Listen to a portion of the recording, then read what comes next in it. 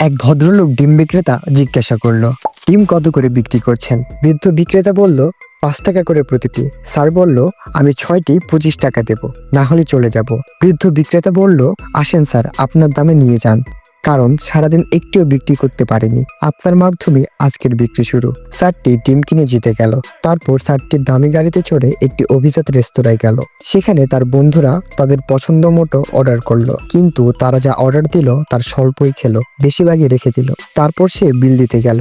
বিল আসলো 1400 টাকা। সে দিল 1500 টাকা এবং রেস্তোরাঁ মালিককে বাকিটা রেখে দিতে বলল। এই ব্যাপারটা রেস্তোরাঁ মালিকের কাছে খুব স্বাভাবিক মনে হতে পারে, কিন্তু দরিদ্র লোকের কাছে খুবই কষ্টকর। ভদ্রতার চাদরে আসলে আমরা আমাদের মূল্যবোধ হারিয়ে ফেলেছি। যখন কোনো অসহায় বৃদ্ধ বা কোনো গরিব লোককে দেখবেন, তখন চেষ্টা করবেন তাদের থেকে কিছু কেনার। যদি পারেন একটু বেশি মূল্য দিয়ে কেনার চেষ্টা করবেন। সৃষ্টির সকল প্রাণীকে ভালোবাসতে শিখি, অসহায় মানুষকে ভালোবাসতে শিখি।